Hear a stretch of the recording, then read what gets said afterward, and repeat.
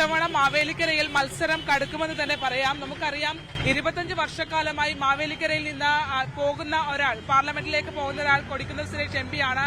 അത് Indian national കോൺഗ്രസിന്റെ സ്ഥാനാർത്ഥിയായാണ് അദ്ദേഹം എല്ലാ ഘട്ടത്തിലും മത്സരിച്ച് വിജയിച്ച് പോയിട്ടുള്ളത്. എന്നാൽ ആ സാഹചര്യത്തിന് മാറ്റം കുറിച്ചുകൊണ്ട് ഒരു കടുത്ത മത്സരം ഉണ്ടാക്കുന്ന ഒരു അവസ്ഥയിലേക്ക് മാവേലിക്കര മണ്ഡലത്തെ കൊണ്ടെത്തിക്കാനായി ഈ യുവ സ്ഥാനാർത്ഥിക്ക് കഴിയുന്നു എന്നുള്ളതാണ്.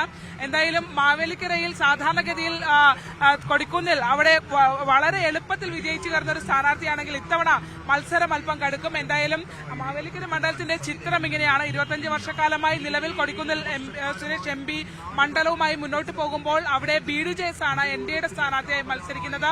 ഇടതുപക്ഷത്തിന്റെ സ്ഥാനാർത്ഥിയായി CPIയുടെ പ്രതിനിധിയായ അരുൺകുമാറാണ്. എന്തായാലും അരുണ യുവത്വത്തിന്റെ പ്രതീകമായാണ് തെരഞ്ഞെടുപ്പിലേക്ക് കടന്നു വന്നിട്ടുള്ളത്. അരുൺ വളരെ സീനിയറായ ഒരാളും ഇപ്പോൾ CPIയുടെ അല്ലെങ്കിൽ ഇടതുപക്ഷത്തിന്റെ പ്രതിനിധിയായി അരുൺ എന്ന യുവത്വവും എങ്ങനെയായിരിക്കും ഇത്തവണത്തെ മത്സരം? ഈ നാട് ചെറുപ്പത്തെ സ്വീകരിക്കുവാൻ തയ്യാറായിരിക്കുന്നു.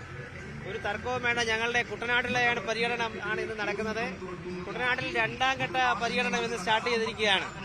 1ാം ഘട്ടത്തിൽ തന്നെ വളരെ ആവേശകരമായ അനുഭവമാണ്. അത് മാത്രവുമല്ല, നമ്മുടെ പാർലമെന്റ് മണ്ഡലത്തിൽ നമ്മൾ ആദ്യ റൗണ്ട് പര്യടനം പൂർത്തിയായപ്പോൾ കണ്ടില്ലേ, 100 കണക്കിന് ആളുകളാണ് ആവേശകരമായ മുദ്രാവാക്യങ്ങൾ വിളിച്ചുകൊണ്ട് അവർ അഭിവാദ്യം ചെയ്തുകൊണ്ട് നമ്മളെയെല്ലാം കാണാൻ വേണ്ടിയിട്ട് നിൽക്കുന്നത്. അവരുടെയൊക്കെ ആ സ്നേഹവാത്സല്യങ്ങളൊക്കെ ഏറ്റുവാങ്ങുമ്പോൾ മാവേലിക്കര മാറുമെന്നുള്ളതിൽ യാതൊരു തർക്കവുമില്ല. അരുൺ ഇവിടെ ഇപ്പോൾ നമ്മളുള്ളത് കൈനഗിരി ജംഗ്ഷനിലാണ്. അരുൺ അവിടെ സ്വീകരണം നൽകുന്ന ദൃശ്യങ്ങളാണ് നമ്മൾക്ക് കാണാൻ കഴിയുന്നത്. അത്തരത്തിൽ ഇത് 2ാം ഘട്ട പര്യടനമാണ് അരുൺ ഇപ്പോൾ കുട്ടനാട്ടിലൂടെ നടക്കുന്നത്. ഇന്ന് നടക്കുന്നത് വാഹന റാലിയാണ്. അതിന്റെ അകമ്പടിയോടുകൂടി ഇന്ന് 2ാം ഘട്ട പര്യടനത്തിലേക്ക് കടന്നിരിക്കുന്നു. ആലപ്പുഴ ജില്ലയിലെ ഒരു ചിത്രം ഇടതുപക്ഷത്തിന്റെയും ഒപ്പം തന്നെ UDFന്റെയും ഒരു ചിത്രം നോക്കുകയാണെങ്കിൽ ഇപ്പോൾ കൊടിക്കുന്നിലെ സംബന്ധിച്ചിടത്തോളം കൊടിക്കുന്നിൽ ഔദ്യോഗികമായി പ്രഖ്യാപിക്കപ്പെട്ടിട്ടില്ലെങ്കിലും കൊടിക്കുന്നിൽ തന്നെയാണ് സ്ഥാനാർത്ഥി എന്നുള്ളത് ഏറെക്കുറെ സ്ഥിരീകരണം ആയിട്ടുണ്ട്. ഒപ്പം തന്നെ ആലപ്പുഴ മണ്ഡലത്തിൽ കോൺഗ്രസിന്റെ സ്ഥാനാർത്ഥി ഇതുവരെ ആയിട്ടില്ല. KC വേണുഗോപാലിന്റെ പേര് പറയുമ്പോൾ പോലും അവിടെയും അത്തരത്തിലൊരു സ്ഥിരീകരണം വന്നിട്ടില്ല. പക്ഷേ അതേസമയം തന്നെ ഇടതുപക്ഷത്തിന് AM ആരിഫ് MP പ്രചാരണം ആരംഭിച്ചിട്ടുണ്ട്. കുട്ടനാട് നമുക്കറിയാം കർഷക തൊഴിലാളികളുടെ മണ്ണാണ്. അവിടെ ആവേശകരമായ ഒരു സ്വീകരണം അരുണിന് ലഭിക്കുന്നു എന്നുള്ളതാണ്.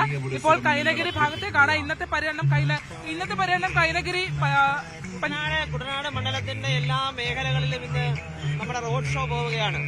പരമാവധി ആളുകളെ നേരിട്ട് കാണുക എന്നുള്ള ലക്ഷ്യത്തിലാണ് നമ്മൾ ഇത്തരം പരിപാടികൾ ആസൂത്രണം ചെയ്തിട്ടുള്ളത്. മാവേലിക്കര ഞാനൊരു കന്നിക്കാരൻ എന്ന നിലയിൽ വലിയ ആവേശം പകരുന്ന അനുഭവമാണ് 1ാം ഘട്ടം പൂർത്തിയായപ്പോൾ എനിക്ക് തോന്നിയത്. ഞാൻ അങ്ങേയറ്റം സന്തോഷവാനാണ്. എന്റെ ഉള്ളിൽ ആവേശത്തിന്റെ അലയടികൾ ഇങ്ങനെ ആഞ്ഞടിക്കുകയാണ്. കാര്യം അതെല്ലാം എനിക്ക് ഈ മണ്ഡലത്തിൽ നിന്ന് കിട്ടിയ പുതിയ ഊർജ്ജമാണ്. ഇടതുപക്ഷ ജനാധിപത്യ മുന്നണി തീരുമാനിച്ചിരിക്കുന്ന ഒരു സ്ഥാനാർത്ഥി എന്ന നിലയിൽ ഈ മണ്ഡലത്തിലേക്ക് വരുമ്പോൾ എനിക്ക് ഒരാശങ്കയുമില്ല. 100% വിജയം കൈവരിച്ച് ആ മുന്നണിയെ ഈ മണ്ഡലം ഏൽപ്പിക്കുക എന്നുള്ളതാണ് എന്റെ ഉറപ്പ്. സാധാരണ ഒരു മണ്ഡലമല്ല മാവേലിക്കര, 3 ജില്ലകൾ ചേർന്നിട്ടുള്ള ഒരു മണ്ഡലം കൂടിയാണ്. അപ്പൊ പര്യടനമൊക്കെ എങ്ങനെയുണ്ട്? വളരെ ശരിയാണ്. നമ്മളിപ്പോ നിൽക്കുന്ന കാർഷിക മേഖലയായ കുട്ടനാടാണ്. ഇന്നലെ ഉണ്ടായിരുന്നത് കശുവണ്ടിയുടെ നാടായ കുന്നത്തൂരായിരുന്നു. മിനിഞ്ഞാന്നുണ്ടായിരുന്നത് നമ്മുടെ മലയോര ഗ്രാമം എന്ന് പറയാവുന്ന പത്തനാപുരത്തെ എസ്റ്റേറ്റുകളിലെല്ലാം ഞങ്ങൾ കയറി ഇറങ്ങി. ആവേശകരമായ അനുഭവം. വ്യത്യസ്തമായ കൾച്ചറുള്ള ആളുകൾ. എല്ലാ വ്യത്യസ്ത കൾച്ചറുകൾ ഉണ്ടെങ്കിൽ പോലും അവരുടെ ഉള്ളിലെല്ലാം നല്ല സ്നേഹമുണ്ട്. മാവേലിക്കര മാറണമെന്ന് അവരെല്ലാം അങ്ങേയറ്റം ആഗ്രഹിക്കുന്നു. തിരഞ്ഞെടുപ്പ് രംഗത്തേക്ക് വിദ്യാർത്ഥി രാഷ്ട്രീയത്തിലുണ്ടായിരുന്നു. ഒപ്പം തന്നെ കൃഷിമന്ത്രിയുടെ അഡീഷണൽ പ്രൈവറ്റ് സെക്രട്ടറി ആയിരുന്നു. പക്ഷേ ഒരു തിരഞ്ഞെടുപ്പ് എന്നൊരു ഘട്ടം ആദ്യമല്ലേ ജീവിതത്തിൽ? ഒരുപാട് തെരഞ്ഞെടുപ്പുകളിൽ പ്രധാന ചുമതലകൾ വഹിച്ച ഒരു അനുഭവമുണ്ട്. തെരഞ്ഞെടുപ്പിൽ മത്സരിക്കുന്നത് ആദ്യമായിട്ടാണ്. കോളേജ് യൂണിയനുകളിലൊക്കെ നമ്മൾ മത്സരം കാഴ്ചവെച്ചിട്ടുണ്ട്. അതെല്ലാം ജയിച്ചിട്ടുമുണ്ട്. ഒരു തെരഞ്ഞെടുപ്പ് സംവിധാനത്തിൽ ആദ്യമായിട്ട് വരുന്നതിന്റെ ഒരു എക്സ്പീരിയൻസിന്റെ പ്രശ്നമൊന്നും എന്നെ ബാധിക്കുന്നില്ല. കാര്യം എന്താണെന്ന് വെച്ചാൽ ഇടതുപക്ഷ ജനാധിപത്യ മുന്നണി വളരെ സിസ്റ്റമാറ്റിക്കായിട്ടാണ് ഈ തെരഞ്ഞെടുപ്പ് പരിപാടികൾ ആസൂത്രണം ചെയ്തിട്ടുള്ളത്. അതുകൊണ്ട് ഞാൻ ആ പരിപാടിയുടെ ഭാഗമായി നിൽക്കുക എന്നുള്ളതേ ഉള്ളൂ. അതിങ്ങനെ പോയിക്കൊണ്ടേയിരിക്കുകയാണ്. ഒരു തടസ്സങ്ങളും അതിനകത്തില്ല. BDJ സ്ഥാനാർത്ഥി ഉള്ള മണ്ഡലമാണ്. ഒപ്പം തന്നെ അവിടെ കോൺഗ്രസിനുള്ളത് വളരെ പ്രബലനായ UDF-ന്റെ സ്ഥാനാർത്ഥി വളരെ പ്രബലനായ ഒരു വ്യക്തിയാണ്. അദ്ദേഹത്തെ മറികടക്കാൻ വേണ്ടി എന്ത് കോൺഫിഡൻസ് ആണ് അരുൺ ഉള്ളിൽ കരുതുന്നത്? ഞാൻ പറഞ്ഞില്ലേ, എതിരെ നിൽക്കുന്ന സ്ഥാനാർത്ഥി ആരാണ്, അദ്ദേഹം എന്താണ് എന്നുള്ളതൊന്നും ഞങ്ങളെ ബാധിക്കുന്ന കാര്യമല്ല.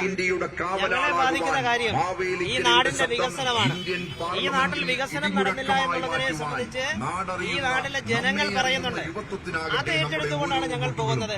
അതുകൊണ്ട് ഈ നാടിനൊരു മാറ്റം ഉണ്ടാകണമെന്ന് മാവേലിക്കരക്കാർ ആഗ്രഹിച്ചാൽ ഒരു തർക്കവും വേണ്ട, അത് മാറുക തന്നെ ചെയ്യും. എതിരെ ആരെന്നുള്ളത് ഒരു പ്രസക്തിയുള്ള കാര്യമല്ല, അപ്രസക്തമാണ്. എല്ലാ ദിവസവും ഇപ്പൊ സ്ഥാനാർത്ഥി പ്രഖ്യാപനം ഉണ്ടായിട്ടില്ലെങ്കിൽ പോലും കൊടിക്കുന്നിലൊക്കെ അവിടെ മണ്ഡലത്തിൽ സജീവമാണ്. അത്തരത്തിൽ ഇടതുപക്ഷം ഇപ്പോൾ പ്രചരണവുമായി ഔദ്യോഗികമായ പ്രഖ്യാപനവുമായി മുന്നോട്ട് പോവുകയും ചെയ്തിട്ടുണ്ട്. ഓരോ ദിവസത്തെ പര്യടനത്തിന് ശേഷവും എന്ത് പ്രോഗ്രസ് ആണ് നിങ്ങളുടെ പ്രചരണത്തിൽ ഉണ്ടാവുന്നത്?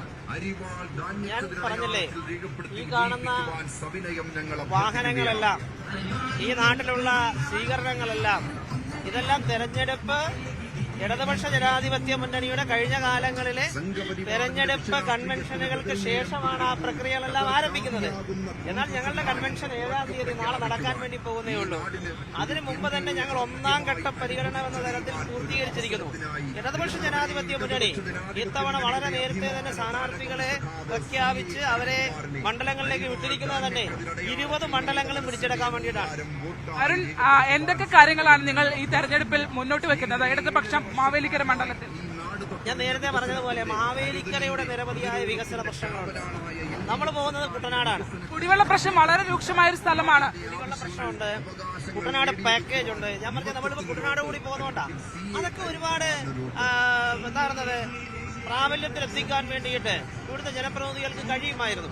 പക്ഷെ അവരൊക്കെ അതിനകത്ത് എന്താണ് അത്തരം ഒരു നിസ്സംഗത പാലിച്ചതെന്നുള്ളതിനെ സംബന്ധിച്ചുള്ള ചർച്ചകളാണ് ഈ പാർലമെന്റ് തെരഞ്ഞെടുപ്പിൽ ഇവിടെ നടക്കാൻ വേണ്ടി പോകുന്നത്. അവിടെയാണ് ഇടതുപക്ഷ ജനാധിപത്യ മുന്നണി ഓരോ മണ്ഡലങ്ങളിലും സാധ്യമായി നടക്കേണ്ടിയിരുന്ന വികസന പ്രവർത്തനങ്ങൾ എടുത്തു വെച്ചുകൊണ്ട് ചർച്ച ചെയ്ത് ആ വിഷയങ്ങൾക്ക് മുന്നോട്ട് കൊണ്ടുവരാൻ വേണ്ടിയിട്ടാണ് നമ്മൾ ആലോചിക്കുന്നത്. ഈ നെല്ല് സംഭരണം അടക്കമുള്ള വിഷയങ്ങൾ കുട്ടനാട്ടിൽ പല ഘട്ടങ്ങളിലും പ്രതിസന്ധിയായി ഇടതുപക്ഷത്തിന് വന്നിട്ടുണ്ട്, പ്രത്യേകിച്ച് സർക്കാരിന് വന്നിട്ടുണ്ട്.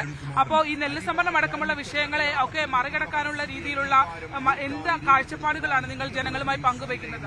അതായത് ഈ നെല്ല് സംഭരണവും കാർഷിക പ്രതിസന്ധിയും ഒപ്പം തന്നെ PRS വായ്പകൾ വരുന്ന പ്രതിസന്ധി, അങ്ങനെ ഒരുപാട് പ്രശ്നങ്ങളുണ്ട്. നമ്മൾ കുട്ടനാട്ടിലായതുകൊണ്ടാണ് ഞാൻ ചോദിക്കുന്നത്. ആ വിഷയങ്ങളെയൊക്കെ ഞങ്ങൾ അതിജീവിച്ചിട്ടുണ്ട്.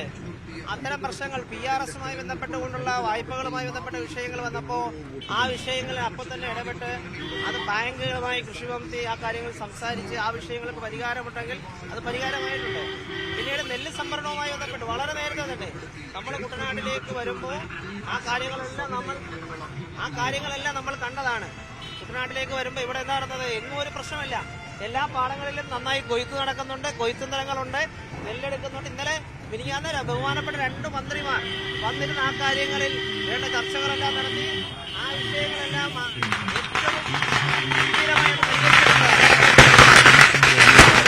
വോട്ടുകളായി രേഖപ്പെടുത്തി ചരിത്ര ഭൂരിപക്ഷത്തോടുകൂടി വിജയിപ്പിക്കണമെന്ന് വിനയപുരസരം ഞങ്ങൾ അഭ്യർത്ഥിക്കുകയാണ്. കുട്ടനാടൻ മേഖലയിൽ ഇപ്പോൾ കൈനഗിരി ജംഗ്ഷൻ കഴിഞ്ഞ് നമ്മൾ എത്തിയിട്ടുണ്ട്. കൈനഗിരി പഞ്ചായത്ത് പാലത്തിനടുത്തേക്ക് എത്തുകയാണ്. അവിടെ ഉള്ള സ്വീകരണ ദൃശ്യങ്ങളാണ്. ഇടതുപക്ഷ സ്ഥാനാർത്ഥി മാവേലിക്കരയിലെ ഇടതുപക്ഷ സ്ഥാനാർത്ഥി അരുണിന് നൽകുന്ന സ്വീകരണങ്ങളാണ് നമ്മൾ കണ്ടുകൊണ്ടിരിക്കുന്നത്. അത്തരത്തിൽ ഇടതുമുന്നണി കൃത്യമായ ഒരു തിരഞ്ഞെടുപ്പ് ആവേശത്തിലേക്ക് കടന്നിരിക്കുന്നു എന്ന് തന്നെ പറയാം. അത്തരം ഒരു ആവേശം നമുക്ക് ഈ 2-ാം ഘട്ട പര്യടനത്തിൽ, അരുണിന്റെ 2-ാം ഘട്ട പര്യടനത്തിൽ കാണാൻ കഴിയുന്നുണ്ട്. യുവത്വത്തെ മുൻനിർത്തി ഒരു തെരഞ്ഞെടുപ്പിലേക്ക് ഇറങ്ങുക, വാശിയേറിയ ഒരു മത്സരം ഉണ്ടാക്കുക എന്നുള്ള ഒരു കാഴ്ചപ്പാടാണ് ഇവിടെ മാവേലിക്കര മണ്ഡലത്തിൽ ഇടതുപക്ഷം പ്രയോഗിക്കുന്നത്. അരുൺ അവിടെ വളരെ പരിചിതനായ ഒരു വ്യക്തി കൂടിയാണ്. അതുകൊണ്ട് തന്നെ അരുണിന് വിജയിച്ചു വരാൻ കഴിയുമെന്ന എല്ലാവരും ആശംസകൾ നൽകുന്നവരും.